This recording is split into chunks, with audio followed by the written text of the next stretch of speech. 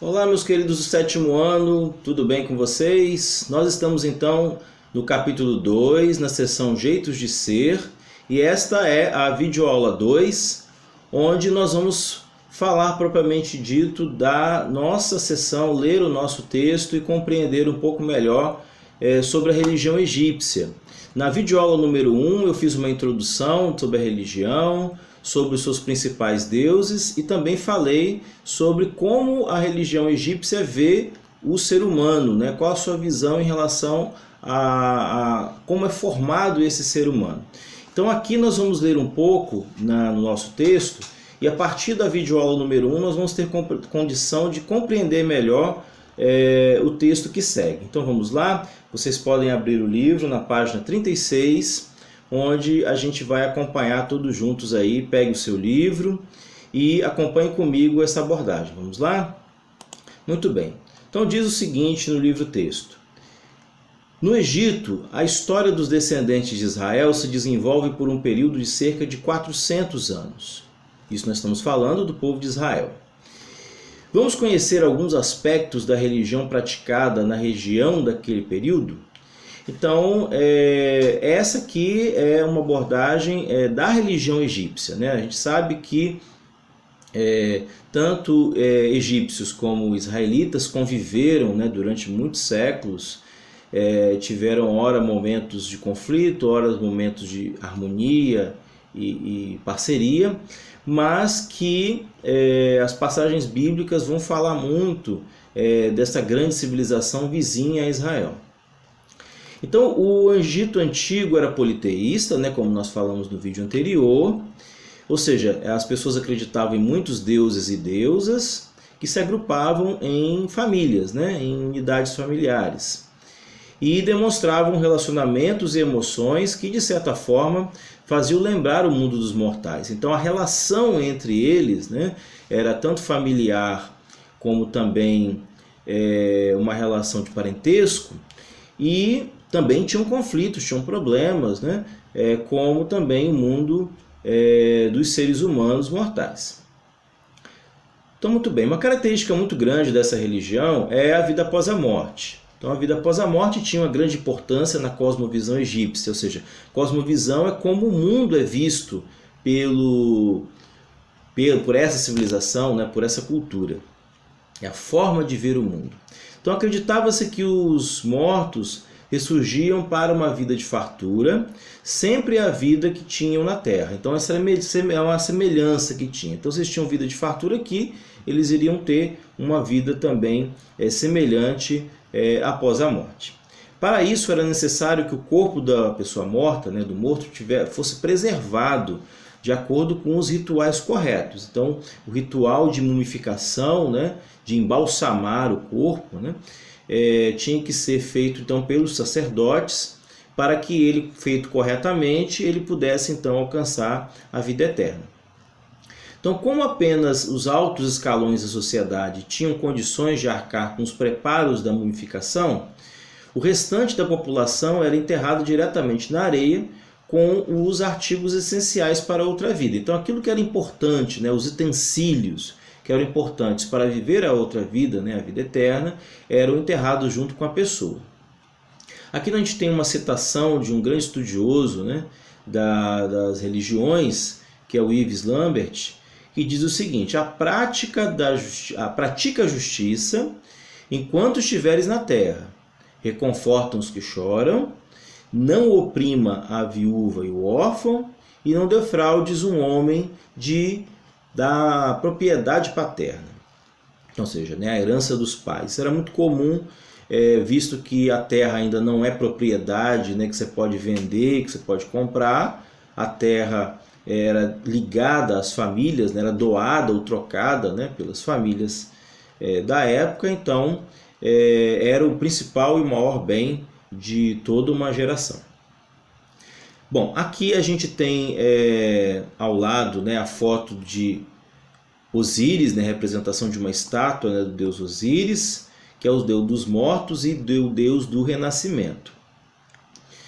Ele também presidia e julgava, né, no tribunal, né, no seu tribunal, as pessoas que morriam para ver se elas eram dignas da vida eterna ou se elas eram dignas da morte eterna. Os mitos do Antigo Egito descrevem as façanhas dos deuses, suas emoções e seus relacionamentos. Então está aqui a representação uma das representações do deus Osíris. E logo abaixo nós temos então a descrição de uma deusa, né, do Antigo Egito, muito importante, principalmente no julgamento, né, das pessoas, então das almas, né, que se candidatavam, né, a ir à vida eterna ou não, né, ou à morte eterna, que era Maat, né? Então a religião egípcia, a deusa Maat era responsável pela verdade, pela justiça e pela ordem. Depois da morte, a alma humana, né, que nós vimos no videoaula número 1, né, as partes da alma humana. Então a alma humana chamada de Ba, né, nós vimos na aula passada que Ba é a alma, a essência da pessoa, né? Nós tínhamos o Ka, que é a chama de vida, né, a força vital, e o Ba, que é então a essência da pessoa, então a alma. Então Ba era conduzida pelo deus Anubis, nós vimos também na aula passada, videoaula 1, né, o deus responsável também pelo processo de mumificação, né, da pessoa, e ele também era o deus que conduzia as almas para o chamado saguão das duas verdades, onde era julgada por um tribunal divino presidido por Osíris, né, claro, a alma, né? Então Anubis conduzia as almas a esse saguão, né? E lá ela ficava aguardando até ser julgada por esse tribunal. E esse tribunal divino era presidido por Osíris, né, o deus dos mortos e do renascimento.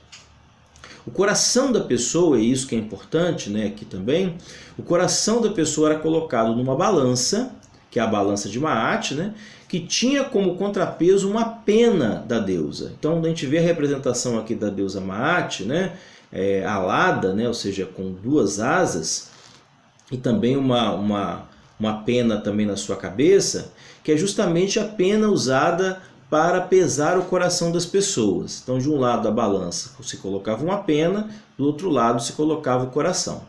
Então, esse coração não poderia ser um coração pesado, senão iria desequilibrar a balança e a pessoa seria julgada como uma pessoa de coração pesado. Então, portanto, uma pessoa má, uma pessoa não tinha uma boa índole, né? Não tinha caráter, né? Então,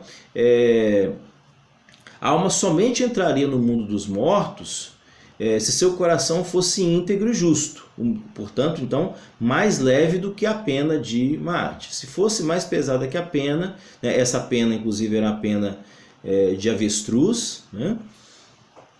Então, se o coração fosse mais pesado, ela não era digna da vida eterna. Muito bem, aqui nós temos então na página 37, então, a foto da tumba do faraó Merneptah, que foi um dos grandes faraós, né, do Egito. Inclusive essa tumba está no chamado Vale dos Reis, que é um vale importantíssimo, né, às margens do rio Nilo. E aqui nós temos também do lado uma explicação, né, sobre mais alguns outros deuses também da religião egípcia, né? É uma religião, né, que tem como um dos locais sagrados, né, as pirâmides, que são as tumbas dos faraós. Ela data da época de 5.300 anos antes de Cristo.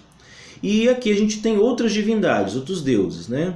O Neith, que é a deusa primordial, né, a deusa que foi nascida das águas, né, a primeira deusa, vamos colocar assim.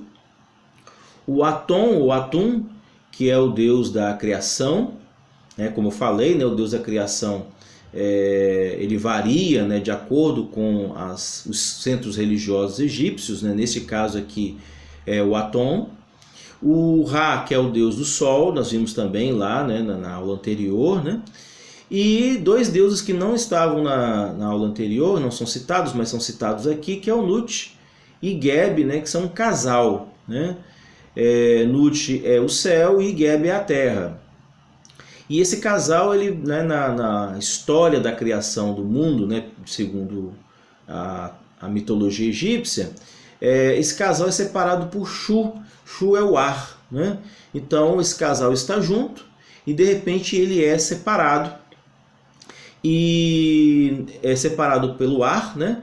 E aí formam então Nut, o céu, que fica, né, por cima, e a terra embaixo, né, que é Geb. Então céus e terra são separados pelo ar, né? Fica no meio, o ar fica entre os dois. É assim que eles viam então a criação do mundo, contavam a criação do mundo. Muito bem. De acordo com as crenças egípcias, o ser humano, para ser completo, isso também nós vimos na aula passada, precisava possuir um corpo físico, o nome, a sombra, o Ka, né, que é a força de vida espiritual, né, a chama de vida, o Ba, que é a personalidade, que é a alma, e o Ak, né, que é a junção dos dois, né, a junção de Ka com o Ba. Né? E uma vez juntos, eles eram, após o julgamento, o Ak era levado então para os céus. Então, Ka e Ba reunidos formavam o Ak, que recebia permissão ou não para ir para o paraíso. Muito bem. O corpo dos faraós era preservado por meio de um processo de embalsamamento. Eles eram colocados, né, nos sarcófagos, né, que eram grandes urnas, né?